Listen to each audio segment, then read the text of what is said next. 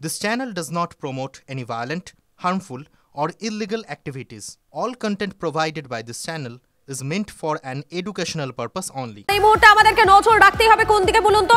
নজর রাখতে হবে বিএলওদের দিকে, কেননা এক একটা দিন এক এক ভাবে চাপে পড়ছেন ধীরে ধীরে বিএলওরা। কেন বলছি সে কথা জানাবো আপনাদের।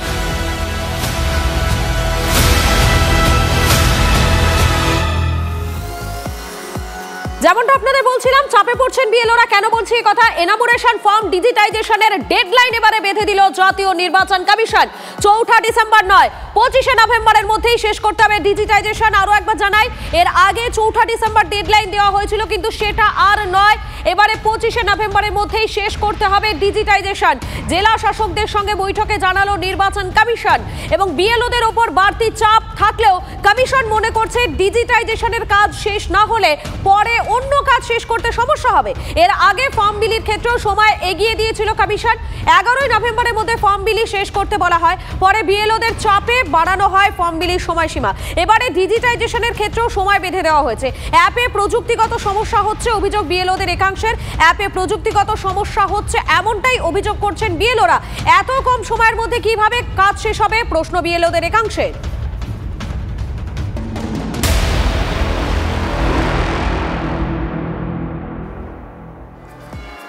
ডেটা এন্ট্রি অপারেটর নিয়োগ নিয়ে করা এবারে কমিশন। এসআইআর এর কাজে ডেটা এন্ট্রি অপারেটর নিয়োগ নিয়ে সব জেলা ডিইও কে নোটিশ পাঠালো কমিশন। অস্থায়ী কর্মী, বাংলা সহায়তা কর্মীদের ডেটা এন্ট্রি কাজে নিয়োগ করা যাবে না, স্পষ্ট বার্তা কমিশনের। কয়েক জায়গায় এই ছবি দেখা গেছে। তাদের ডেটা এন্ট্রির কাজে নিয়োগ করলে বিডিও, ইআরও, এইআরওদের বিরুদ্ধে ব্যবস্থার হুঁশিয়ারি কমিশনের।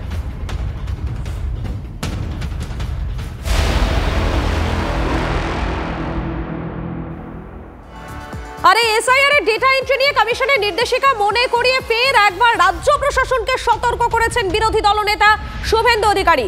রাজ্যে এসআইআর এর কাজের ক্ষেত্রে বহু জায়গায় চুক্তিভিত্তিক কর্মীদের নিয়োগ করা হচ্ছে, যা উচিত নয়।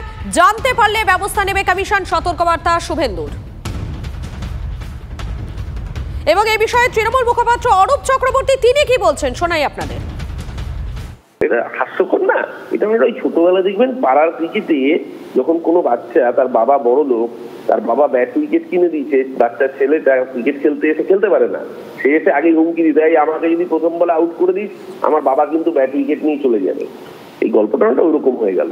নির্বাচন কমিশন কি করবে ঠিক করে দিচ্ছে শুভেন্দু অধিকারী। এই জন্যই তো আমরা প্রথম দিন থেকে বলছি, এই নির্বাচন কমিশন হচ্ছে বিজেপির কৃতদাস। দুদিনের মধ্যে এসআইআর অ্যাপে এডিট অপশন তুলে নিল এবারে কমিশন। বিএলওদের অ্যাপে তোলা তথ্য এডিটের অপশন দিয়েছিল কমিশন। চাপে পড়ে অনেক ক্ষেত্রে ভুল তথ্য আপলোড করেন কয়েকজন বিএলওদের দাবি মেনেই অ্যাপে এডিট অপশন দিয়েছিল কমিশন। ফের এডিট অপশনটা তুলে নেওয়ার ক্ষেত্রে একটা বিভ্রান্ত দেখা দিয়েছে এবারে বিএলওদের মধ্যে। এসআইআর এবারে ফিরিয়ে দিল হারিয়ে যাওয়া সন্তানকে। 26 বছর পর এসআইআর এর কারণে হারিয়ে যাওয়া ছেলে ঘরে ফেরেন। ভাঙড়ের হাতিশালার রমজান মোল্লা মাত্র 12 বছর বয়সে হারিয়ে যায়, তবে মনে রয়ে যায় হাতিশালার এই জায়গার নাম। এসআইআর শুরু হতেই পরিচয়ের খোঁজে দক্ষিণ 24 পরগনায় ছুটে আসেন রমজান। খোঁজ করতে করতে পৌঁছে যান তার মামার বাড়িতে। 26 বছর পর নিজের বাড়িতে পা রাখেন রমজান। আসলাম, একটু ডকুমেন্টস লিয়া দরকার ছিল, যেমন ওর ছেলেপিলেকে যেমন বাঁচানোর চেষ্টা করে, আমি তো আমার ছেলেপিলেকে বাঁচানোর চেষ্টা করবো। কেন আমি গরিবের পরিবারে বিয়ে করলাম, ওকে তো আমি ছেড়ে তো আর কোথাও যেতে পারবো না। আমার ওই ভোটের আইডি লাগবে, ভোটার লিস্ট আমার বাপের কি আমার ভাই। হ্যাঁ ওইখানকার। হ্যাঁ 25 বছর পরে আজকের বাড়ি ফিরলো, খুব ভালো লাগছে আমাদের। কি কারণে বাড়ি ফিরেছে? ওই এসআইআর এর ফর্মটা নেওয়ার জন্য 2002 সালে। আচ্ছা, ওই ফর্মটা নেওয়ার জন্য বাড়িতে এসেছে। আপনারা দেখতেই পাচ্ছেন স্বভাবতই এই পরিবারে খুশির হাওয়া, কেননা 25 বছর পর ঘরের ছেলে ঘরে ফিরেছে এবং ছেলেকে ফিরে পেয়ে পরিবারের সদস্যরা তারা প্রত্যেকেই এই মুহূর্তে আনন্দিত। এত বছর পর ছেলেকে কাছে পেয়ে প্রত্যেকেই উচ্ছ্বসিত তারা। 26 বছর পর এসআইআর এর কারণে হারিয়ে যাওয়া ঘরের ছেলে ঘরে ফিরেছেন। ভাঙড়ের হাতিশালার রমজান মোল্লা মাত্র 12 বছর বয়সে তিনি হারিয়ে যান, কিন্তু তার মনে থেকে যায় হাতিশালার এই জায়গাটির নাম। এসআইআর শুরু হতেই পরিচয়ের খোঁজে দক্ষিণ 24 পরগনায় ছুটে আসেন তিনি। খোঁজ করতে করতে তিনি পৌঁছে যান তার মামার বাড়িতে। প্রায় 26টা বছর পর নিজের বাড়িতে পা রাখেন। স্বভাবতই এই মুহূর্তে যেমন রমজান তিনি খুশি, তেমনই তার পরিবারের যারা সদস্যরা রয়েছেন তারাও এত বছর পর তাকে কাছে পেয়ে প্রত্যেকেই উচ্ছ্বসিত।